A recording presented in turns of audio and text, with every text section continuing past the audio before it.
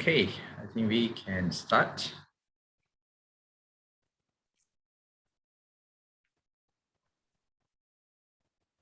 Good afternoon, and welcome to the fourth edition of UB's Research Essentials series.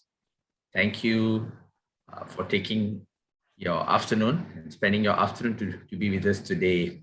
For those of you who are attending this session for the first time, this session is organized to increase your knowledge on the fundamentals of research.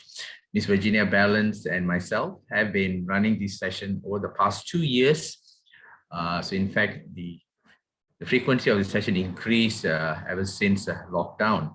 So the fourth series of this essential series that we've been organizing will highlight some of the trends and research opportunities in various fields, which include creative works, arts, business, hospitality, tourism, natural sciences, nursing, social sciences, education, environment, and life sciences. So this session will be ideal for those who are new to research, for those who want to know more about research, and also for those potential students, graduate students, or undergraduate students at the senior level who wants to get into graduate program. So this session will actually give you the fundamentals to understand what research is all about. And if you have followed this session over the past few semesters and years, we have done some basic information on how to carry out research, how to do your publication, how to structure your work, how do you work on a research grant, how to prepare a portfolio, and many others that we have done. And all these past sessions have been recorded, so you can still get access to the previous sessions. So in today's session, continuing from our last semester, so we are introducing you now research specifically to different fields, because a lot of questions that we've received over the last 2-3 semester, faculty have been asking, they want session that highlights some of the gap and some of the opportunities in research in different fields.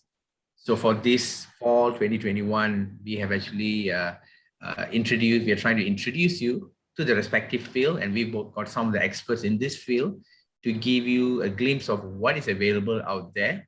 And I'm not an expert in all the fields, but at least, you have an opportunity to meet someone who has that knowledge and to be able to share with you. So Ms. Ballance and myself will moderate the session, and we have a session today to focus on creative works and arts. So we have with us two members of UAB, Dr. Douglas Barkey, who is the Dean of the Faculty of Liberal and Fine Arts, and also Dr. Christin Gangelhoff, who is a professor in music at UB. So both of them will share with you about 30 minutes or so. And then we will also have a discussion on how you as a researcher can be involved in some of this research. And if you have some questions, you're not clear, please use this opportunity to discuss. So I'm going to hand over the session now to both Dr. Douglas Barkey and also Dr. Christin Gangelhoff to take over the session and also to share their screen.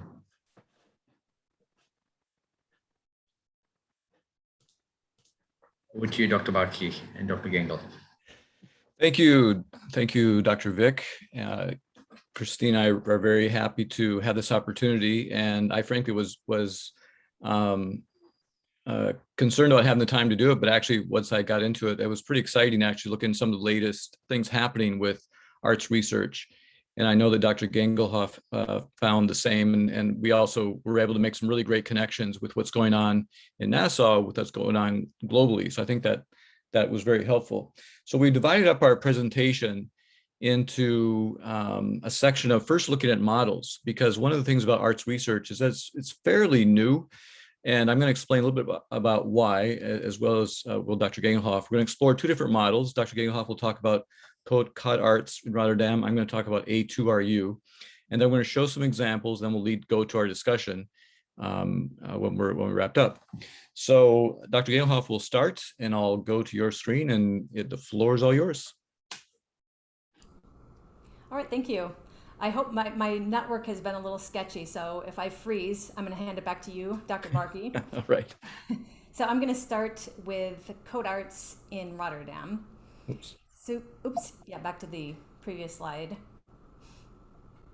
A few years ago, my colleagues, Dr. Paul Jones and Chris Justilian, and I gave a presentation on artistic research at the Rex Nettleford Arts Conference at the Edna Menley College of Visual and Performing Arts in Kingston, Jamaica. Our collaborator and co-presenter was Dr. Nicole Jordan from Code Arts Conservatory in Rotterdam. Dr. Jordan is an artistic research coach at Code Arts and has extensive experience in that field. For our presentation, we adopted the model of artistic research defined by Code Arts, one of the leaders in defining and elevating this research area. So I'll begin by walking you through this model developed by Code Arts. So on the slide here, you can just see a bit of information of Code Arts. You can visit their website, etc. On the next slide, we have Code Arts model. So they reference the philosopher and music theorist Henk Borgdorf's vision of artistic research. This is from Borgdorf's 2011 Production of Knowledge in Artistic Research. Quote, "We can justifiably speak of artistic research when that artistic practice is not only the result of the research, but also its methodological vehicle, when the research unfolds in and through the acts of creating and performing. This is a distinguishing feature of this research type within the whole of academic research." End quote. Code Arts employs an intervention cycle to convey this process. So in this slide, these are just some of the other examples of disciplines that may employ the intervention cycle. On the next slide, this is a graphic presentation of a generic intervention cycle and all the different stages. So notice the cyclical nature as it can be applied to many aspects of a practice. In the next slide, we have a graphic presentation of a generic intervention cycle. This one is more specific to the arts and includes the 4 stages: record, reflect, and assess, data collection, and intervention. And again, these are all designed by faculty at Code Arts, and they're specifically for students in their practices. The next slide in this model, again, is even more specifics to each stage of the cycle. So key here are the presentation on the process and documentation of the research. So normally in the arts, we would just see the end result, whether it be a work of visual art, a music recording, or a live performance, etc. But with this model, we see the entire process leading up to that final product. And the other thing to point out is this model can be used at varying levels, whether from students or professionals. So now I'm going to hand it over to Dr. Barkey to explain the next model. Sure, and I think, that last thing you mentioned about the visibility of the final artifact, whether it's a performance of a musical piece or a dance piece or a painting or photograph, so often people that's what they encounter as an audience, but what they don't realize is all the work and research that went into actually creating that particular, whatever it was, artifact or performance. And whereas when you're researching traditional research, you actually have that all wrapped up in your paper, right? Your entire presentation. The conclusion's at the end. So you read through all the process first, and then you read the conclusion, and so on, recommendations. Well, the Alliance for the Arts in Research Universities, A2RU, fosters and champions the role of arts and design in higher education. It's a partnership of colleges and universities committed to transforming higher education and to make it possible with institutional support for arts integrated research, curricula, programs, and creative practice between the sciences and other disciplines. The faculty and students have many wide-ranging experiences, academic trajectories, and disciplinary backgrounds, so they don't necessarily have the same set of concepts in mind when it comes to talking about research, what it means, or even how it's done. For many, research is an abstract and culturally constructed concept with many different definitions and experiences. And it can be critical to build a shared foundation for understanding, especially when issues of what counts as knowledge, tenure, and promotion and research process are at stake. So I'm going to go through, they as an institution or as a group did a survey of researchers in higher education. And out of that survey, they created these 8 epistemologies to characterize research that spans, traditional to more different ways of framing things. What I'm going to do is go through each one and just talk about each one quickly. So the ones that you're most familiar with are the sort of in a category of formal and institutional, systemic questioning and inquiry, and producing new knowledge. So many people view research as just systemic, ongoing, informing, involves trial and error, reframing, refinement of questions based on the answers gained through the process, right? They also view, in fact, a very broad, diverse group view research as the production of new knowledge. And this is probably one of the most common topics when it comes to definition of research. But here's some different framings. One is creative activity and scholarship. That's the act of making that may be integrated with research so that a dialogue is created in the work itself between scholarship, research, and the artifact. Recognizing and understanding different modes of scholarship is a critical task within academia for the reason I just mentioned, related to tenure, promotion, and even accepting what is knowledge. So it has profound implications on how work and labor are valued. Some of the less often discussed aspects of different modes of scholarship are how the activities of different disciplines create, codify, and then establish, transmit, and maintain that knowledge. Another different framing is exploration and discovery. Research exploration study explicitly involves observation to explore how things work, to understand and figure out the steps or how something happens. For many, research is about satisfying intellectual curiosity, building a deeper and more comprehensive understanding of a subject, documenting what you've done, and then validating it with others. Another framing is investigation of a subject area, experimentation, and making. The activity of investigating a subject area can be accompanied by activity of making that includes consideration of the materiality of the medium. So the material, the techniques, what it's made up of, or even creating a component needed to test an idea in a laboratory. So experimentation is a real key aspect of this. Integration and technique. Interdisciplinary outcomes emerge through the interactions of theories, objects, and experiences, observations, and performances at different times and with different intensities. This trading zone metaphor was originated by a science and technology researcher, Peter Gallison, to help demonstrate how different chronologies, modes of research, coordination across researchers in different disciplines can nonetheless result in cooperation. According to him, 2 groups can agree on the rules of exchange, even if they ascribe to utterly different significance to the objects being exchanged. They may even disagree on the meaning of the exchange process itself. So we might look at, how a chemist might look at a tube of paint, and then how an artist might look at a tube of paint, right? They're same object, but really applied and thought of in very different ways. And then there's institutional complexity. And we're all part of that. So this is actually turned out to be a very important aspect of, as they put things in the categories. Many institutions are trying to figure out ways to bring disciplines together, right? To gather some of this knowledge and make it truly interdisciplinary, and try to bring the sciences, humanities, and the arts together in ways that come up with more innovation. And so that is one aspect that in the survey that was very important, is people are dealing with the way institutions are created. Just think now about UB, our different silos we have and where knowledge is situated. So and then there's different framings. So this is the idea of a process that means different things, different people for research. That's one of the sort of last things. It is very different. So in many respects, this may be the most important topic that the A2RU survey came up with, because it starts from the assumption that research is a cultural activity. It can be defined and undertaken in many ways. Some respondents even said their definition of research was explicitly left undefined to remain open to interpretation or to serve as a proxy for a variety of creative activities. They really support what they call arts integration. And I wanted to talk about it a little bit because it's if you go into their website and so on, you're going to really see this as how they have a whole white paper on arts integration as a way of approaching research in the arts. One is just defining what is arts. And they have as the mindset and practice of creativity and making, strongly associated with humanities and the fine art, performing, and applied arts and design. And they have some best practices they associate with that to help interdisciplinary work and integration. One is to witness each other's practice. So taking the time to get out across the boundaries that happen in an institution. Develop a cross-cutting theme. For example, use a single concept or theme like water or concept of abduction or the color yellow to provide kind of an anchor for different disciplines to look at that one thing. I've heard that called a mega course in the past.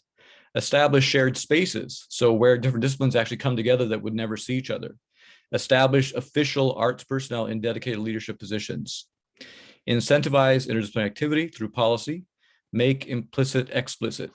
So when collaborators ask questions, explain their work explicitly, they surface unstated norms and expectations.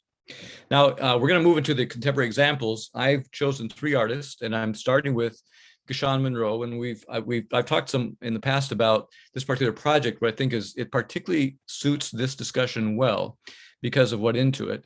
And I interviewed Gashan to talk to him about the process, and we've talked about this in the past, but I wanted to kind of get a more formal sort of understanding of where he went about it and talk to him about his goals and so on. So one, if we just think about, these are the projects in the roundabouts, the large sculptures. This was a restorative art project because he was taking a sculpture, a public sculpture that already existed, was done decades ago with the technology of that time, materials of that time. And then and then over time, the pieces have gotten weathered and they've eventually have decomposed in a variety of ways, needed to be restored. And so he was contracted to do this restoration. In the restoration, you have one artist restoring another artist's work. And so all kinds of things happen and that dialogue gets created. So he had a couple goals to begin with. One is that he knows that people appreciate time and expertise put into something. So he documented his entire process. He videotaped many pieces of it, photographed it, and he wanted in the future to look back at his own timeline. He's sort of thinking, well, several decades down the road, might this need to be restored again? So I want to know what happened. What did I do? I want to remember what I did at a certain point as far as that goes. The research itself, the very basic piece is I have on the screen there is just the techniques of work materials, right? Gashan had to research what resins to use, what metals to use, what's the best primer and paint to use, how can that be applied, under what temperature. I mean, there's lots of complexity when it comes to this because you're trying to make something durable and that will last outside in the tropics for decades and decades. He also had a concern or a goal about becoming or acting in a transdisciplinary manner. In other words, combining digital and analog materials, global concerns with local concerns.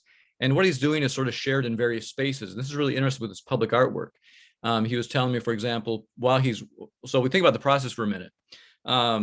People tend to appreciate things when they know more what went into it. And so he took this on as a public performance piece as well. He didn't have it, his team helped prep it, but he did all the final work. And so he tackled that monumental piece and everyone on the island saw him working on it. I mean, the roads those are on are very popular, used every day.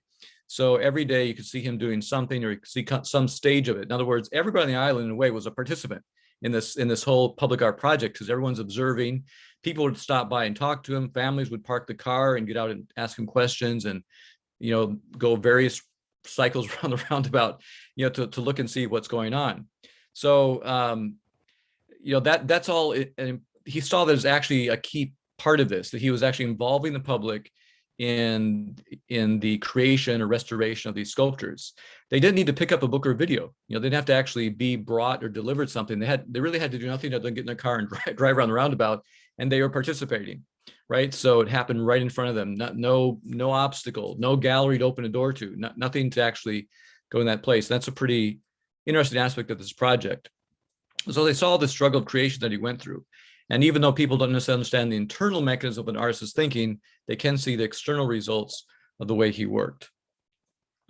All right, then, so Gashan may be here. I didn't see the participant list. He may be in the discussion, may have something else to say too.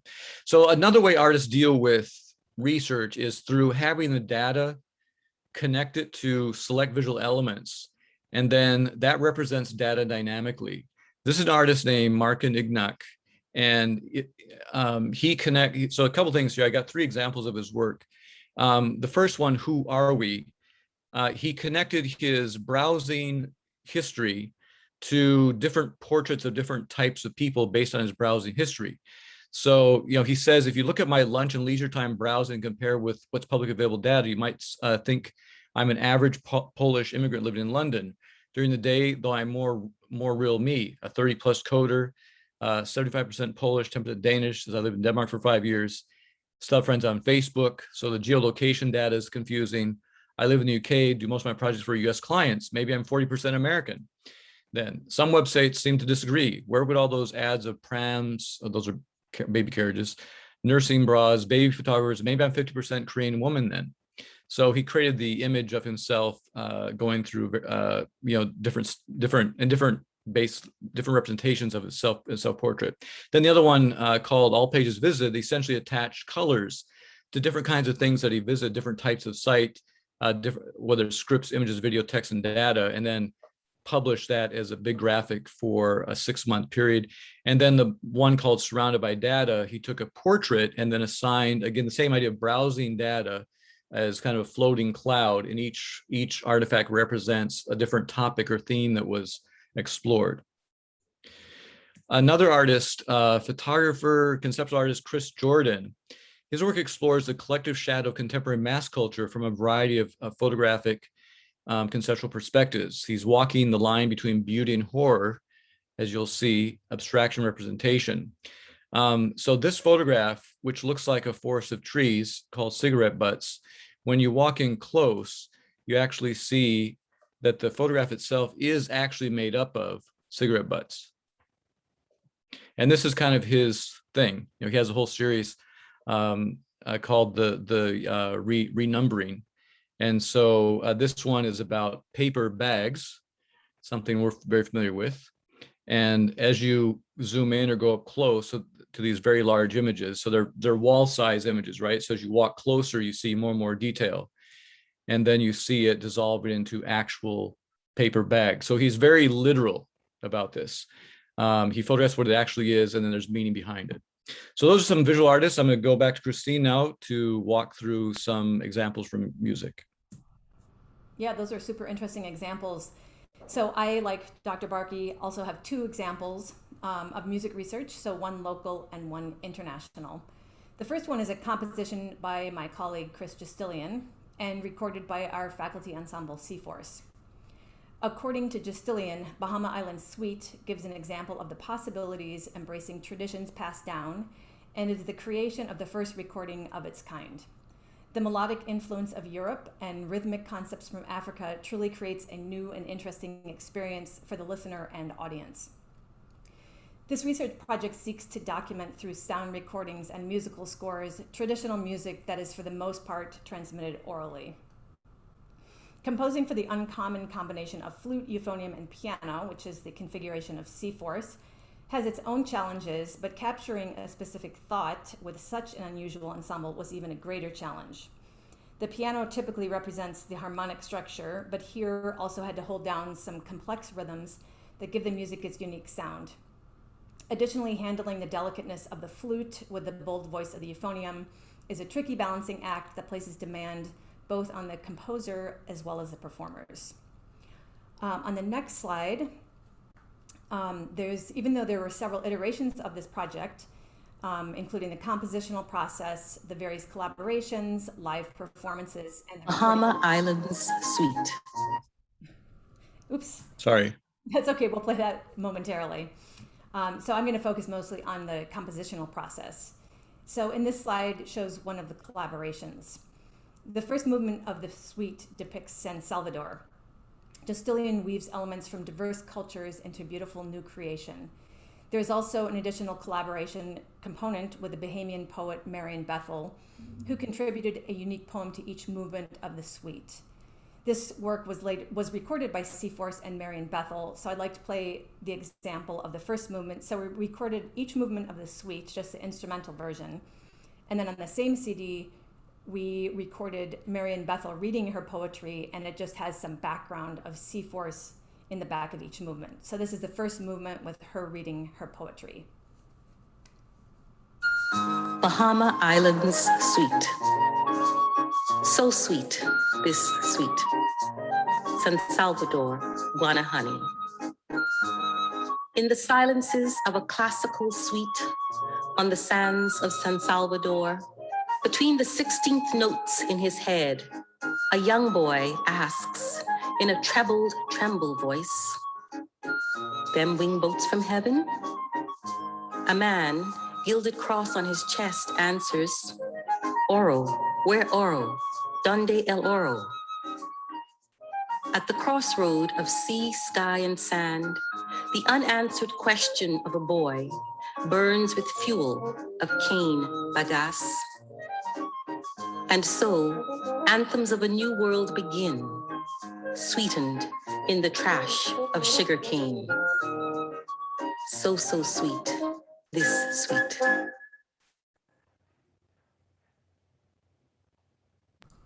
Okay, the next slide, moving on to the international example. This is River of Freedom, composed by British composer Adam Walters, who was based at the Trinidad at the time of this composition, with poetic narrative by Caitlin Camiga and artwork by Che Lovelace.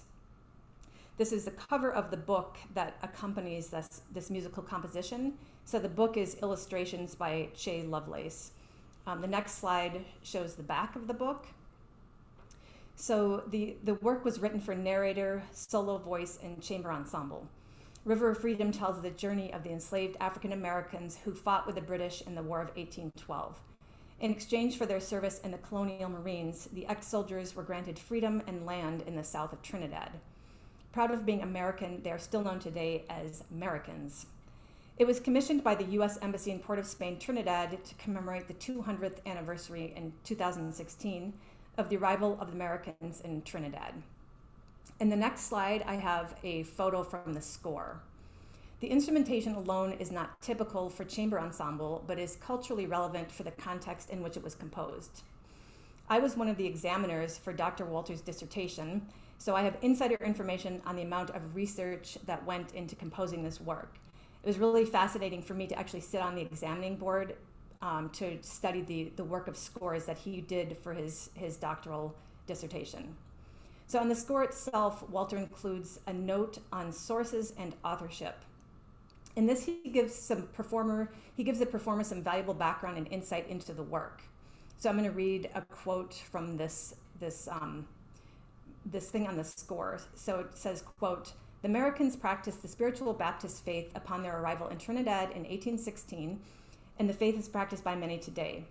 Preparation for writing the score to River of Freedom included extensive research trips by the composer to listen to music of the spiritual Baptist tradition in churches across Trinidad. A hymn and a chorus heard during these trips have been incorporated into the score with the aim of giving voice to the rich musical expression of Trinidad's spiritual Baptist community. Some of the harmonic and melodic material in the arrangements of this hymn in River of Freedom is taken directly from the rendition heard by the composer in the service at St. Michael's Spiritual Baptist Tabernacle, 3rd Company Village, Trinidad, on Sunday, November 10th, 2013. The chorus sung to Hello is a traditional melodic refrain often heard in spiritual Baptist churches in Trinidad." End of the quote. The excerpt here you see contains Hello, the melodic refrain. By including this extensive background information in the score, Walters makes his process incredibly transparent, giving credit to the sources that inspired his work. I don't have time to get into the rich collaboration behind this project, but would just like to end with one audio example. This example starts from a field recording from a Baptist chorus Walters recorded in a church, and then fades into the opening part of part 3 of River of Freedom. Walters edited this clip specifically to show clearly the aspects of the reference material that he retained, which includes tempo, pitch, melody, and rhythm, and those that he changed, which include timbre and harmony. So when you hear the audio clip, it first starts with a field recording, and then it transitions directly into his composition.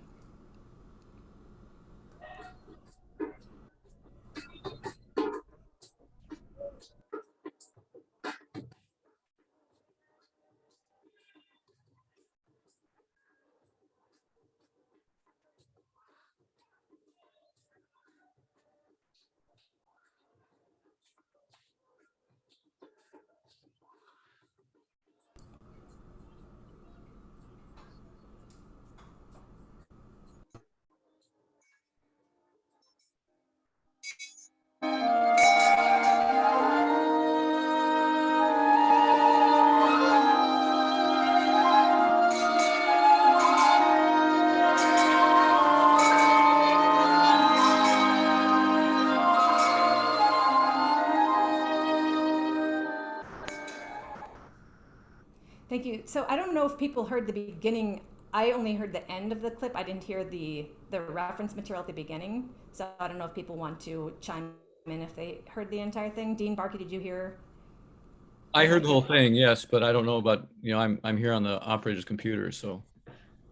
Okay. Dean Vic, how did the sound go through? I think we could not hear at the beginning, but then we could get towards the end. So at the beginning part of it seemed very low, the audio. Let me just share my screen again. I didn't have the share sound, so then I can play that again.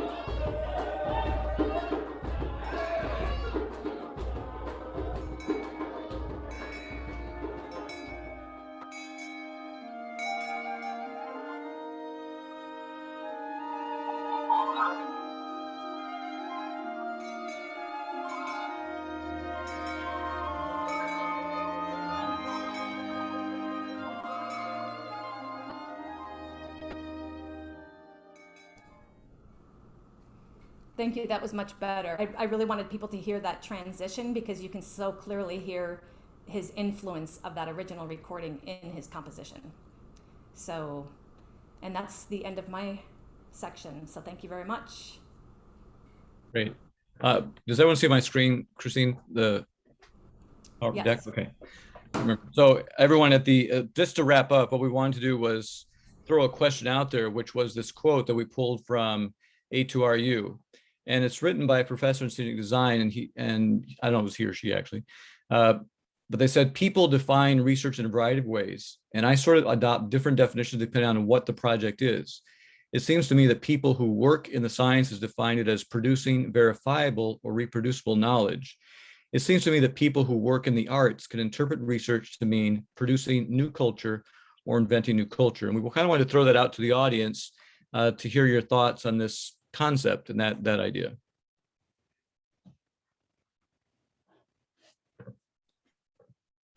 Okay, thank you. Thank you so much, Dr. Douglas Barkey and Dr. Gangelhoff for quite an interesting presentation today. Quite a different, not a typical presentation. So that is the main idea of the session today. So before we engage in discussion, let me first of all hand over the session to Ms. Virginia Ballance. Ms. Ballance. Thank you very much, Dr. Vic. Thank you, Dr. Barkey and Dr. Gangelhoff for a most interesting presentation. What we would like to do this year, in addition to having researchers present their research in the context of their discipline so that we can all gain an understanding of new trends and themes in discipline-specific research, we also wanted to just make sure that you know that in the library, you do have resources you can draw upon, and that the library has assigned librarians with sometimes with special interests in serving particular disciplines. And so this series, we're going to invite the library liaisons, the subject librarians, to just introduce themselves so that people who are attending these sessions obviously have an interest in the discipline, and then they would know who they can turn to for in-depth assistance. So with that said, I would like to introduce the library liaison for the School of Communication and Creative Arts, and that is Catherine Archer. Can Catherine unmute and say hello, please?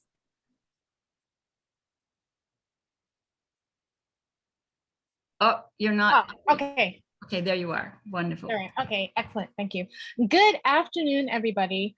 So as Virginia Ballance said, my name is Catherine Archer, and I am the library liaison for the School of Communication and Creative Arts. My title in the university libraries, generally speaking, is the Information Literacy and Outreach Librarian. So I am charged with engaging in programming to increase the university's awareness of information literacy skills and the important research skills and those related concepts. So I am going to share my Dr. Barkey, or yes, thank you. If I can share my screen.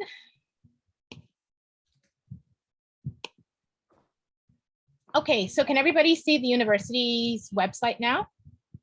Yes. Okay, excellent. So I will start with how to get to the library's webpage. So starting at the UB site, if you mouse over academics, a drop menu will fall.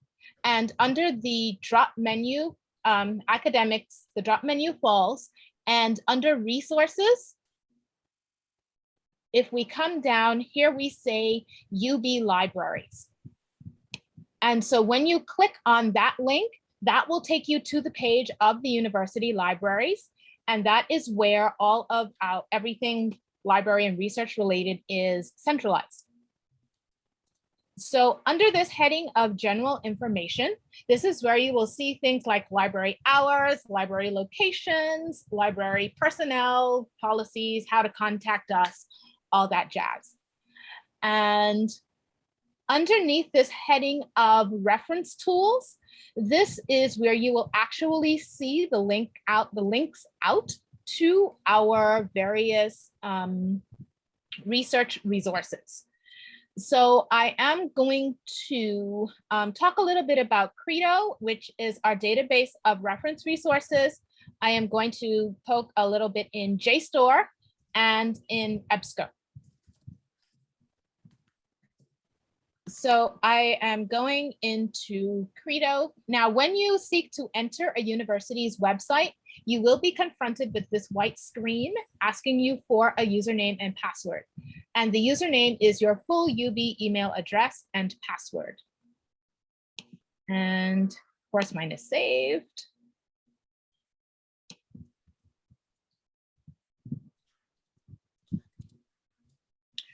So here we are. So as we said, Credo is reference resources. So we're talking about encyclopedias, dictionaries, handbooks, those kinds of things, not necessarily not academic journal research articles, but working in Credo can help you to have a better understanding or better grasp of concepts, important people, trends, and information as it becomes available and concretized in various subject areas.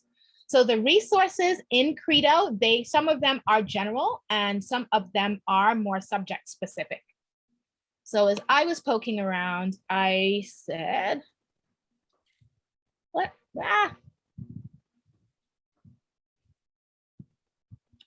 I just picked Baroque music. And so here we have a list of results here in Credo. And you will have a variety of resources. And when you're looking in Credo, you want to pay attention to the publication that an entry comes from so that you can have an idea of the perspective that they're taking. And then you also want to pay attention to how long it is, because then that will give you an idea of how much information can be found. And over here, we have this word cloud that is called the mind map. And the mind map is very useful and helpful to me personally, because here we have Baroque music in the middle, and you can do it with whatever term you choose. That's just one I picked.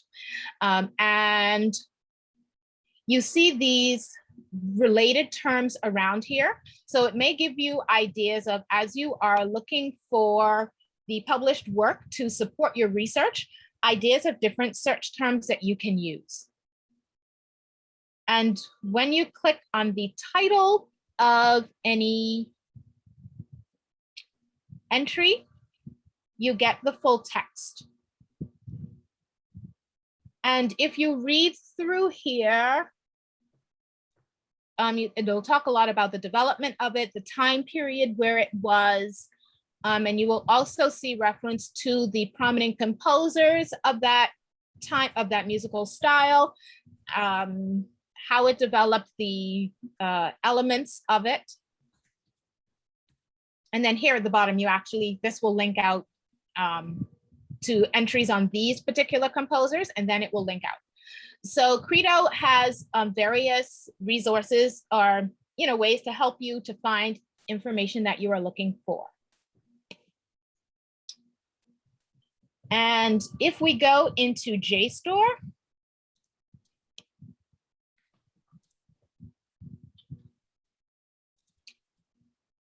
so here you have the JSTOR search screen, and you do have a variety of ways that you can search and explore within JSTOR.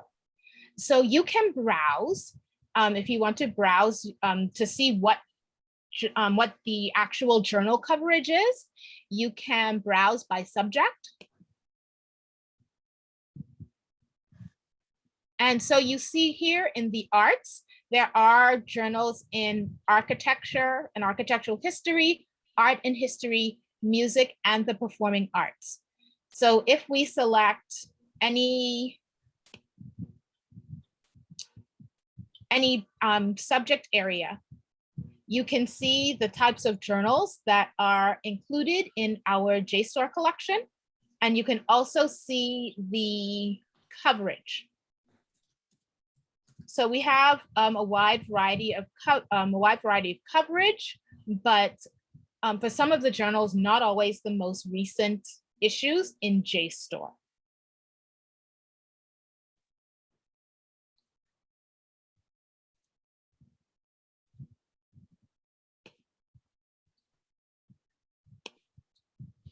So when you're actually searching, of course, one thing that I always encourage, when you enter a database, you are given a basic search screen that has one field. But if you select advanced search, you have a variety of search fields. And so you are given 2 search fields, and then you also have the option to add additional search fields if you would like. And you can select the type of materials that you would want. So if I said art criticism, and I know that I'm something that's very broad, and I just say articles, and I'm not going to do add anything more.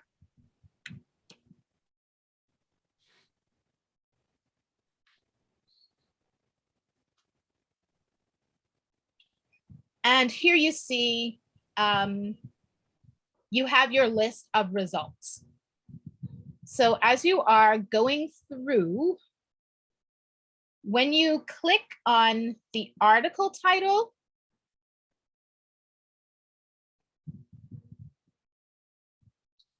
you get a page like this, and you can, with these arrow buttons,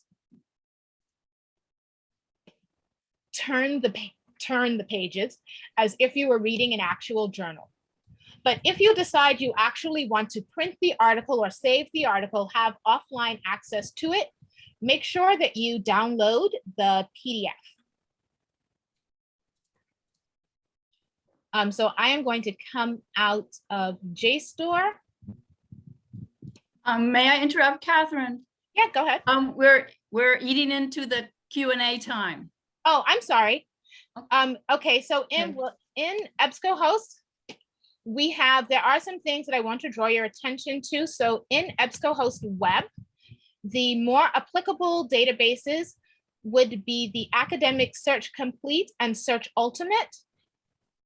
And we also have, which is new to us this year, we do have an art and architecture source. So this is a new database that has been added to our resources. So you can search that.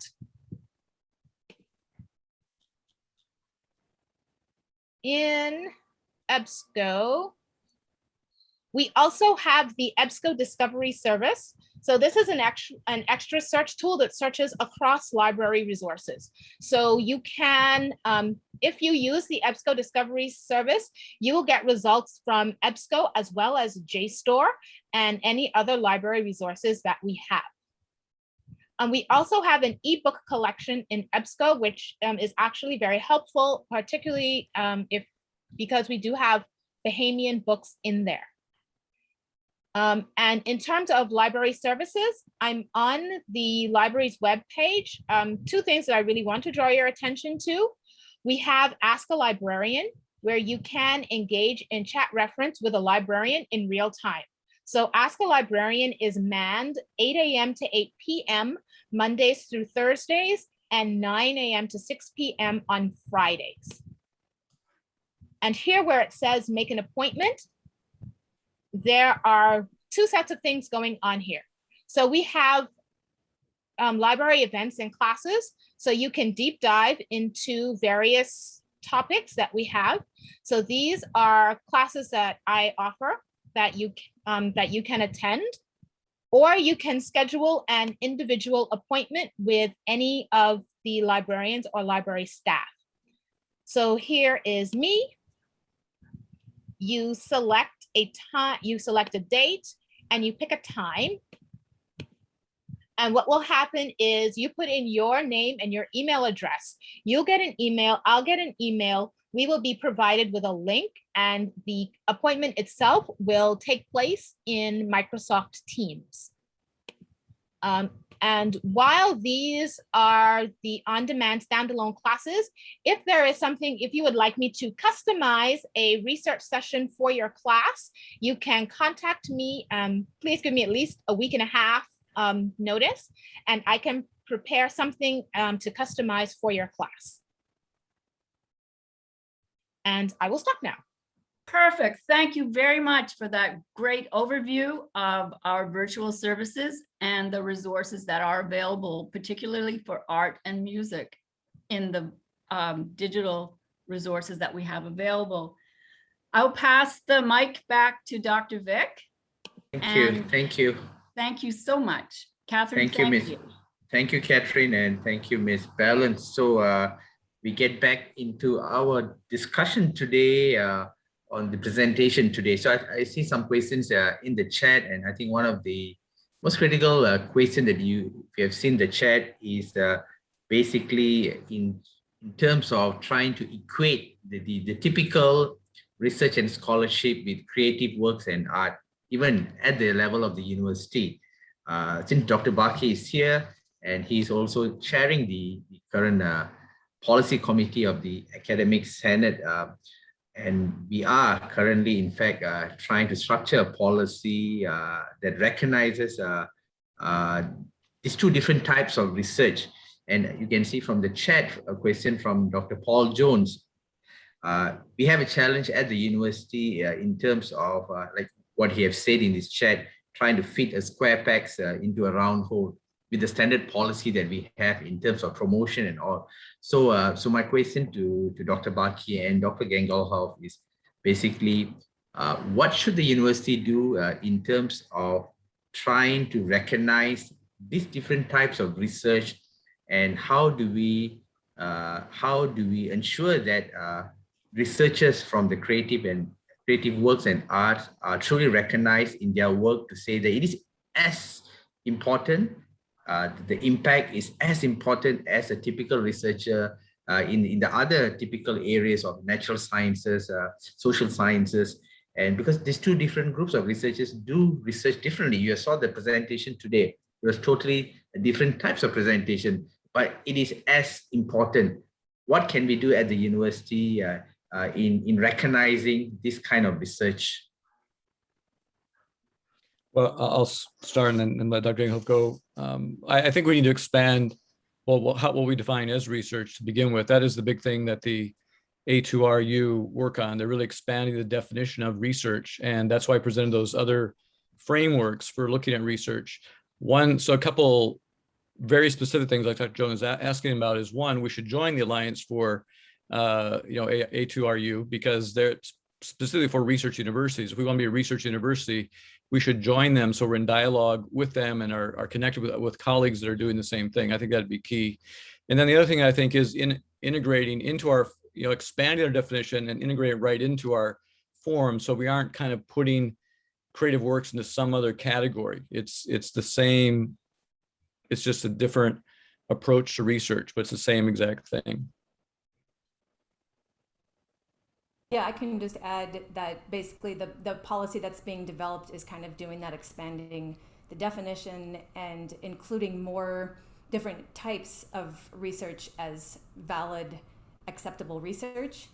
And a couple other thoughts that I had, and this is also based on one of the other questions, Susanna Gall's question, but the intervention cycle. I think a lot of times, like the examples I showed, we typically see the final product and the viewer is kind of left out of the process. And I think in an academic setting, it's more important that that process is made explicit.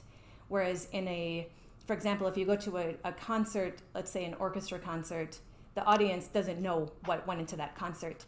At most, they would see, some orchestras will have an open rehearsal. And people love that. They love to get like the insider view and see the conductor working with the orchestra and all of these things, and they kind of feel have this insider information.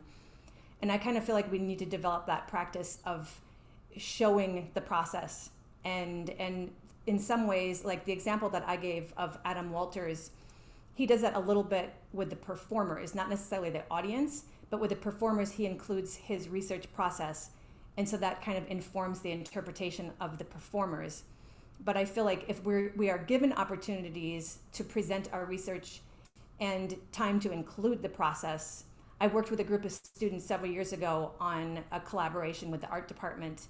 And for the final product, it was some musical compositions and art that was inspired by it.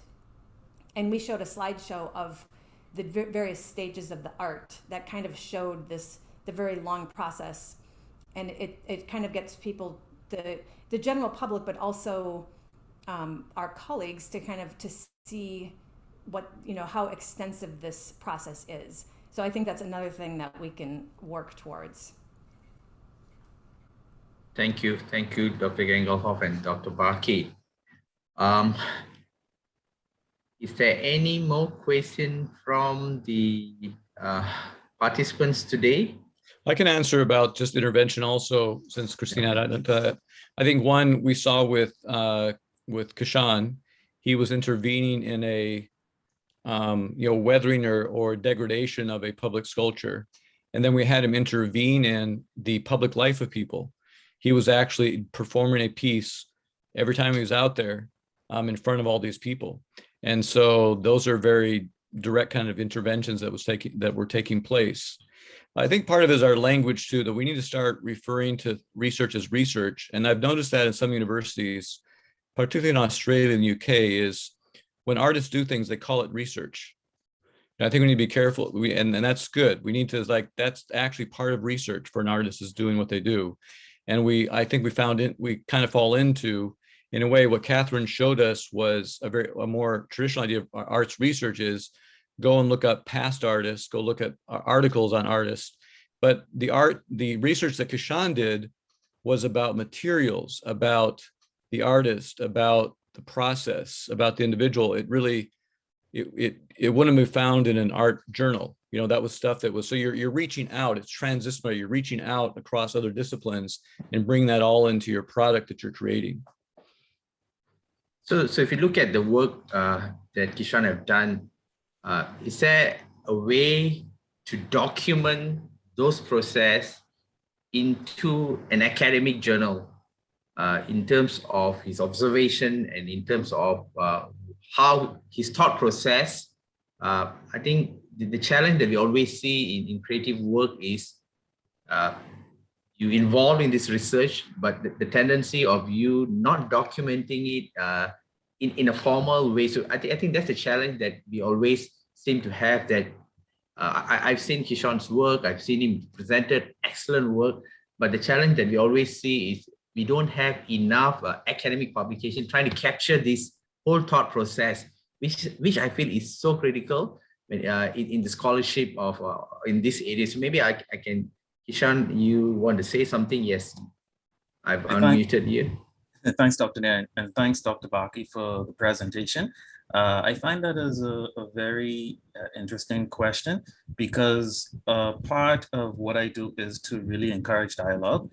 So me being at the university, I think, is the ideal place, because the topics that I tend to take on deal with unearthing narratives, unearthing topics that are right before our eyes, many times for many, many decades, that we fail to understand or appreciate the significance of these themes, of these places or people or artifacts, right? So me actually working on the piece, and yes, it can be considered performance art, because you would realize, just as if you're working on any other thing for an extended period of time, you kind of break your workload down into what I would call in a creative way as a ritual, right?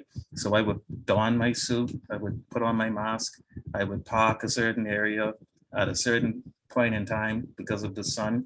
You know, a lot of rituals historically have to do with the sun, light, water. So it can be broken down into a ritual. Mentally, how do I prepare myself? Mentally, just as an actor, really responding to trying to play the role of somebody, like if they were portraying that life, right?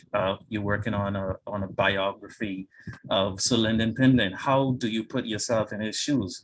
You know, Jim Carrey, I think he was playing Andy Kaufman, and persons were speaking about how scary it was because he thought that he was Andy Kaufman, right? So it's kind of me putting on, trying to put on his shoes, right?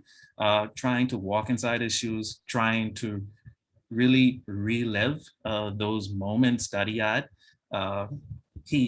Stephen Burrows, in order to retrace his steps, recreate his steps and his processes, right? To creatively reconfigure something that he created many years ago.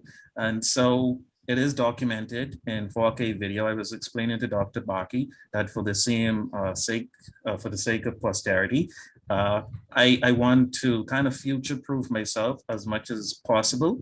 So I document as much of it as I can, because you never know what the opportunities are in the future. But what I can do right now for certain is backtrack to almost every moment that I was working on the piece and show you at least a very specific vantage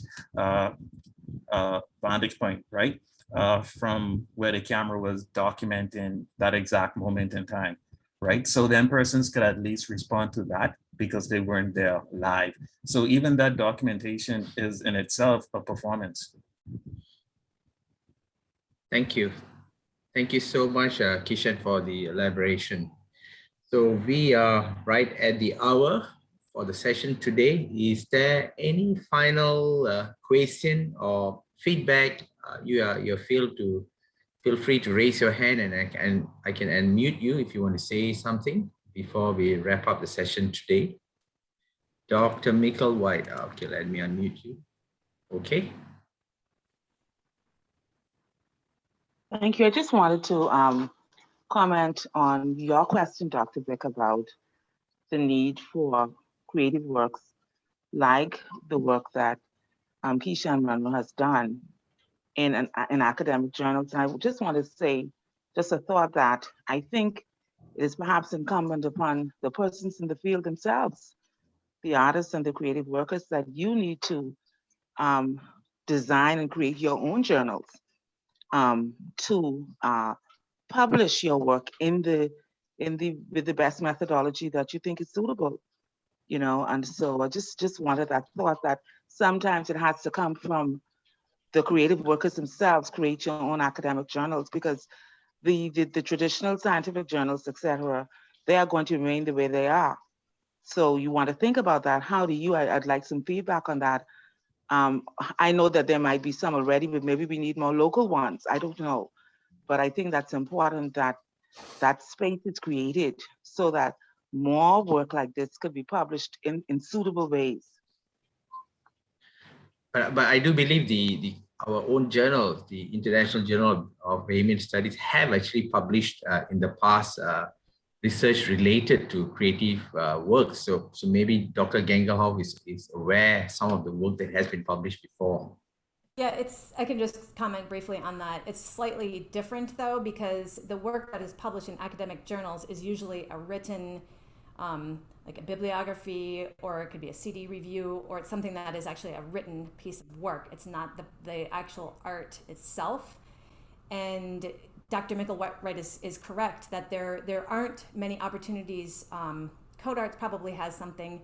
Conference proceedings are something where you could publish the process of something. I've done that in the past, turned in, sometimes they accept audio files or PowerPoints with the kind of a description of the process, but it is not common practice.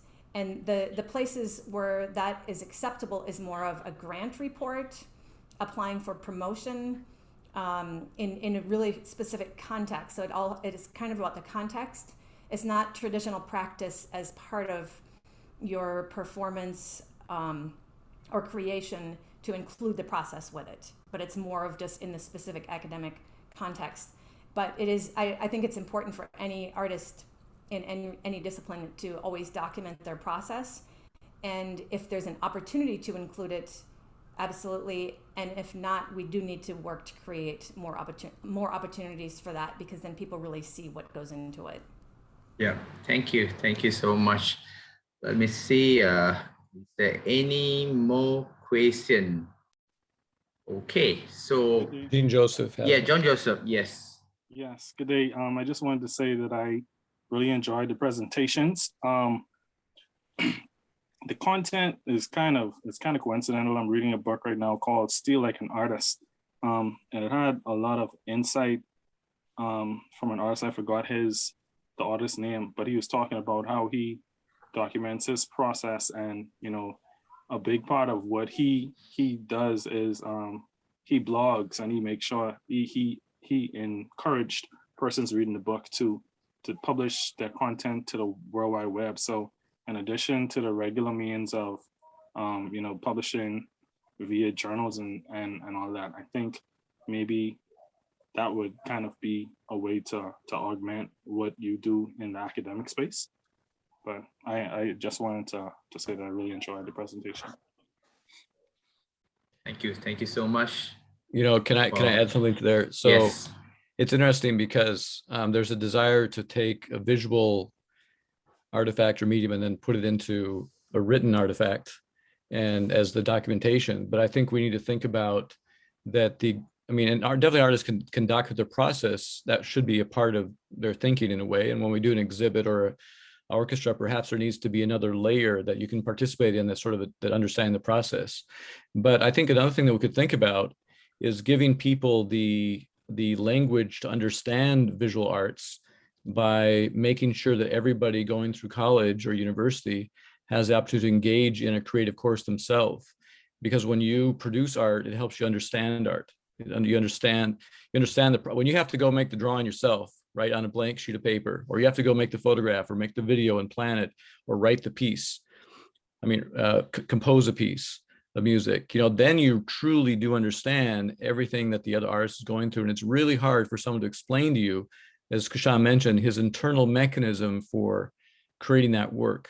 And so I think that would help too, just because we're a university. So we should be thinking about when people leave us, can we also give them, not only have the ability to write, but can they also have the ability to interpret art and understand art, for example, of many kinds of art. Thank you, Dr. Barkey. Kishan, yes. Yes, thank you. I just wanted to add very quickly that a lot of my work is very much centered on collective consciousness. So dialogue is very important to me. So I understand the importance, of course, of publishing, right? But you don't want, sometimes it's artists respond more subjectively than objectively. Sometimes we do a little bit of both. But there are periods of time when I wish to just get feedback from persons, because that, like I said, that collective consciousness is very much so a part of especially art in public spaces, right? When you start dealing with society and culture, right? And how do you evolve? How do you grow certain cultures, especially cultures of appreciation? So I think at the university level, especially me being in education with art, I think that a very healthy discussion, a place for very healthy discussion is something that will be very much beneficial for us practitioners, like art practitioners, working at the university as faculty. Well, there are some, there is language that kind of overlaps and intersects. So we will all be able to understand each other to a certain degree. But I think that we can all grow in various areas, sciences, liberal arts, etc. Because when you really look at it, they all share common denominators, right? Thank you, Kishan. So again, I think it was an excellent session. I shared the comment from Dr. Faith Butler. As professors, we should foster the documentation of the process with students. So these are critical. So at the end of the day, we do not want this creative work to not be documented. And yes, the actual interpretation is key, but what is also key is this information to be retained. So we need to find ways to ensure that it is documented, whether in an academic journal or in any other way. So once again, thank you so much, everyone, for participating in this session. And we will continuously have a discussion in how do we ensure that our policy is able to help researchers and faculty in every single field at UB, and to ensure that there's fairness in terms of how we evaluate, especially policies in evaluation, promotion, review. So this has become key as a university. So we hope to engage with you in the next few weeks with all the other fields. So in fact, on the 8th of October, we're going to be focused on the research area in the field of business, hospitality, and tourism. So please do sign in. We've released the posters out for the whole semester. So I'm hoping for all of you to join us. So before I end, maybe Ms. Ballance, if you have a few words to say. Yeah, thank you, Dr. Vic, and thank you everyone for your participation. And not only is the challenge to find ways of being more inclusive of the creative output of our faculty, but also documenting it and saving it in no matter what form. And that falls squarely in the lap of the archivists and librarians. So we will have to rise to that challenge to make sure that the process and the outcomes are also documented and made available for further research in the future. So thank you all very much and stay safe. Dr. Barkey and Dr. Gangelhoff, you have any parting words to say? Thank you. I hope we can maybe look at this further. I think I sort of opened up a couple categories that I think each one, it requires more in-depth looking into. So thank you. Yes, thanks everyone. I'm looking forward to continuing this conversation. All right then. So we end the session today. We ran slightly off the time, but it was an interesting session, interesting discussion. So thank you once again. Stay safe. Looking forward for you to join us again in our next session. Please stay in touch and do let us know if you have any further questions to the researchers. We can still do the discussion offline from this presentation today. So until we see you on October the 8th, stay safe and have a good weekend. Bye-bye.